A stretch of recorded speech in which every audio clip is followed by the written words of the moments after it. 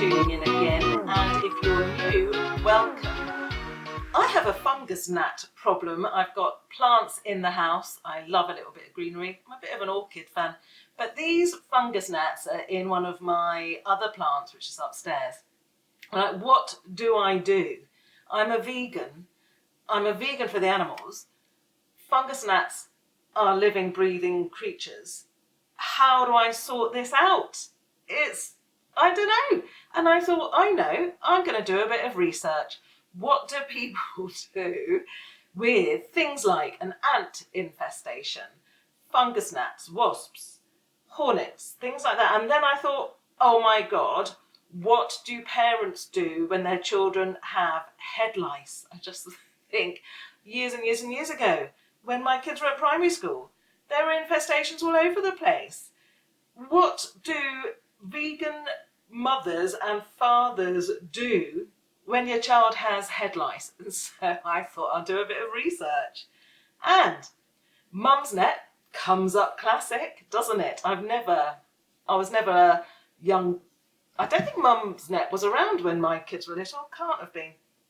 Oh my God. When my kids were little, we didn't even have phones that could take photos and stuff like that. One of those brick phones. So definitely no Mum's Net when my kids were little. So I'm going to read to you one of these threads from Mum's Net about head lice. I mean, it was hilarious when I was looking it up this morning. I was literally laughing out loud. So the first question was, and I'm going to be reading these so I don't get it wrong, what do vegans do about head lice?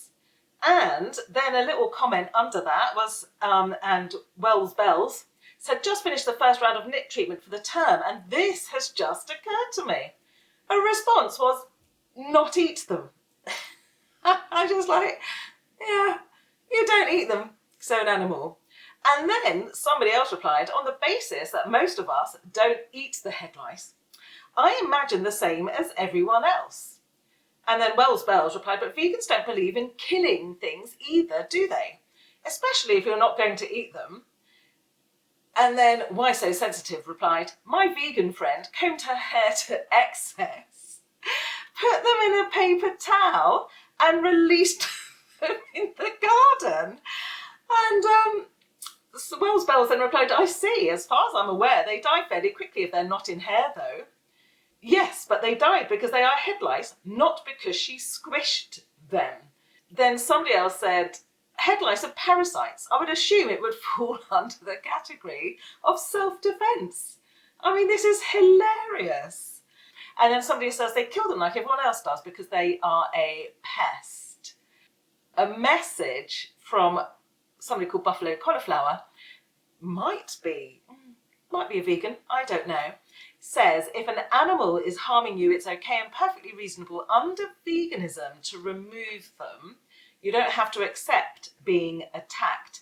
Vegan principles are to avoid harm to animals as far as is possible and practicable, not at all costs. And I did an episode on the Vegan Society and what they were saying about that then as well, and that is what the Vegan Society actually says. You avoid harm to animals as far as is possible and practicable, not at all costs. Does that mean I can get those little sticky things for my fungus gnats and they then stick to that and die? I'm not sure that it does. I don't know, because that's just me wanting to look after my plants, which is fair. The plants are much older than the fungus gnats. Plants don't have sentience. Oh, all these questions.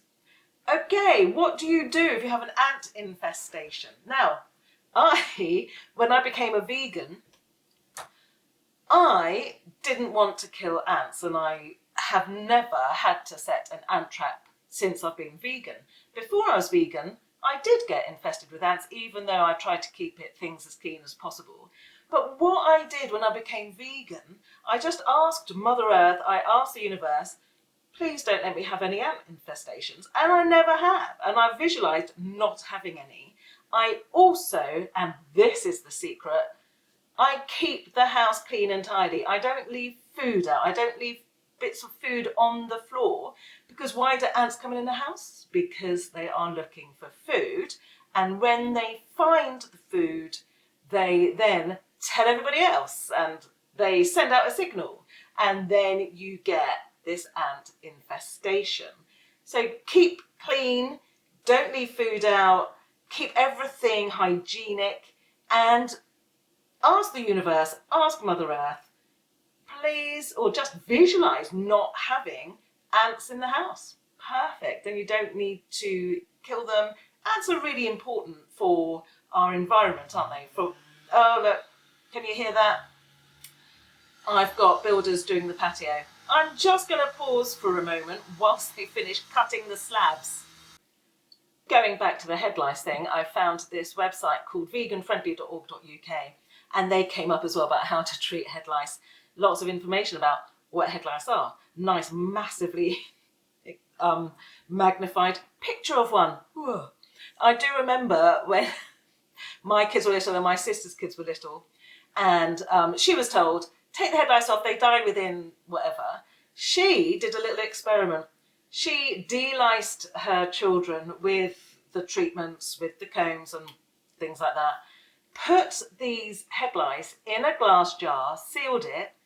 They were still alive, something like 5 days later, without feeding, just in there, 5 days, alive. Wow. God. Anyway, back to this vegan-friendly website about how do vegans treat head lice. And they start with vegans are a thoughtful bunch when it comes to animals. And in many cases, that means all animals. Yes, we are. I don't swap flies. I don't swap wasps. I also ask Mother Earth to keep those away from me as well. And there was a wasp sort of around me the other day. And I just said to it, I don't want you actually, thank you very much. And it buzzed off. Okay, so veganism, they say veganism is about causing no harm to animals.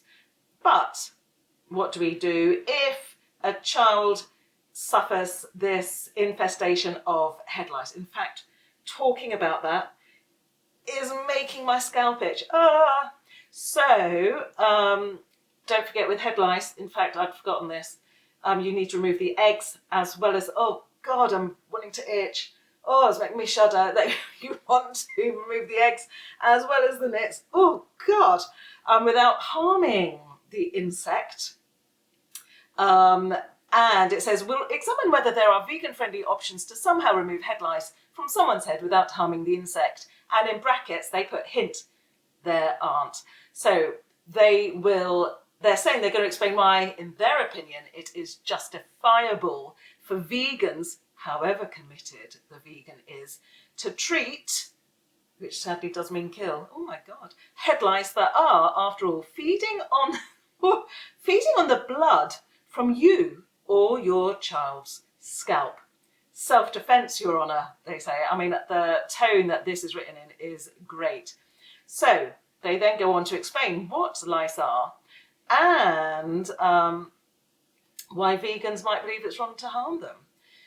They write that the National Institute for Health and Care Excellence in the UK define lice as parasitic insects that infest the hairs of the human head and feed on blood from the scalp. It sounds good, doesn't it? And they've got the Latin name in there, etc., etc. So with a steady supply of blood, the lice live for approximately 30 days from when the egg hatches, the nit, to when adult insect eventually dies, 30 days. They reproduce sexually through copulation between male and female lice in mating attachments that can apparently go on for more than an hour. They lay something in the region of 4 or 5 eggs per day. I'm still itching. And once hatched, usually after 7 or 8 days, they can become sexually active within 10 hours. Who knew? Well, obviously, these people did. Unlike fleas, which can leap, oh my God, still itchy, which can leap great distances, or mosquitoes that can easily fly, they only move from one host to another when they are in close proximity, such as when the child's hair that's got lice in plays close to your child's hair and their heads are touching. Now, one of my children went to school with a girl, primary school, who constantly had lice. She was such a sweetie, but the hygiene. And so we just had to tell my daughter, don't get too close. I mean, this girl was so very sweet. So, don't judge kids if they have lice. It's down to the parents, isn't it, to clean them. But also, some of the parents might need help. Don't be judgmental. Be helpful. Be kind. I'm still itchy. Oh my God. We need to get off the conversation about lice, but I have not finished. Hang on in there. So it says, how do head lice feed? And it says, if you are of a squeamish disposition, you might want to skip this section.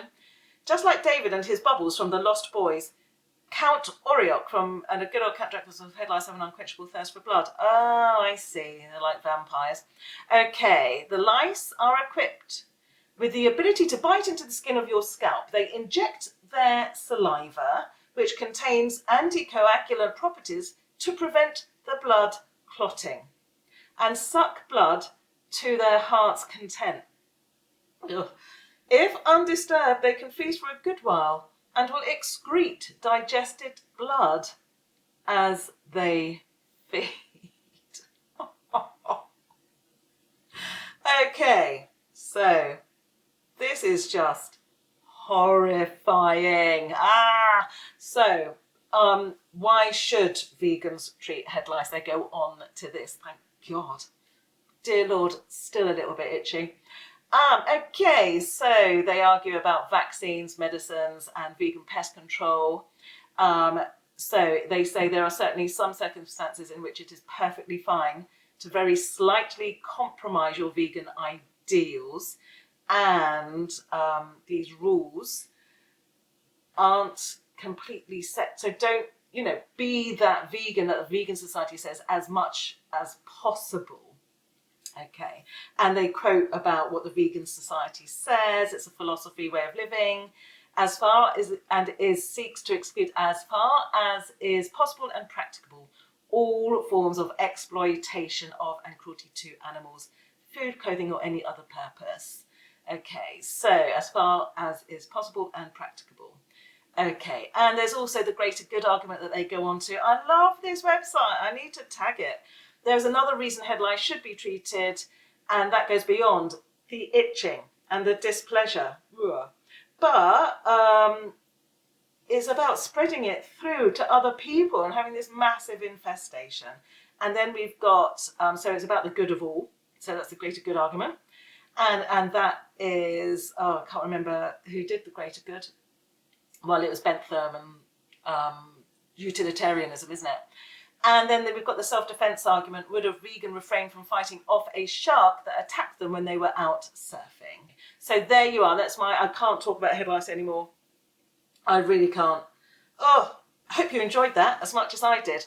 What am I going to talk about? Now, let's go on back to ants. Right. I have found a website called healthfulvegan.com. And it's like how to get rid of ants. I'm still a bit itchy, sorry, in a vegan way. Now, what I did, as I said, I just asked them not to come in the house. And if I've got ants in the garden, when I was in the last house, in the grass, there was this mound that was definitely ants. And so I avoided mowing. I mowed around it. I did not disturb those ants because they're incredible creatures. I mean, have you seen the Pixar films about ants? They are incredible, aren't they? I can't remember the names of them. So vegan friendly, let's have a look at this. Vegan friendly ant repellents, natural solutions for ant-free homes. Now I've already said about keeping clean, pick up food off the floor, when you drop crumbs, etc., etc., tidy up, hoover up, wipe it down. And that's also about food hygiene and keeping safe there. What do they suggest then? They have got a list of vegan-friendly ant repellents. They're saying cinnamon. It says place cinnamon sticks or powder around entry points in areas where ants have been seen. White vinegar. It says mix equal parts white vinegar and water and spray it around entry points and areas where ants have been seen. And good God, what's that? Diatomaceous earth. Sprinkle diatomaceous earth around entry points in areas where ants have been seen. This powder dehydrates ants and is safe for humans and pets. So, I mean, kills the ants. Essential oils, they're saying, tea tree, lavender, eucalyptus. Spray around entry points where they've been seen. And it says, remember, natural and vegan ant repellents may take a little longer to work, but they are gentler on the environment and won't harm animals, and they're often cheaper. Humane ant extermination. Is there such a thing? Well, prevention is always preferable. Sometimes they've already invaded your home and need to be removed, but fear not, there are humane and eco-friendly ways to eliminate ants without resorting to cruel methods. So, cinnamon, peppermint essential oils. Apply to areas where ants are present. The scent will repel the ants and they will avoid the area. I like that. So, what is that? Cinnamon and peppermint oil spray. So using cinnamon and peppermint essential oils, mix 10 to 15 drops of each oil with water. So that's cinnamon oil with water in a spray bottle, and they don't like the smell and it will repel them. Fabulous. I like that. And what's this diatomaceous earth? It says it's a natural powder that is safe for humans and animals but deadly for ants. Don't use that. Use your cinnamon and peppermint oil spray. That's my recommendation. Oh God, still itchy. Oh my Lord. I've not been around any children. Not for years. Well, not since July. And I would never get my head close enough to them. And also it was secondary school and none of them had lice. It's a primary school thing, isn't it? Because they get so close to each other. And then once they've got them, it's so difficult. And then you've got other children, they all get them.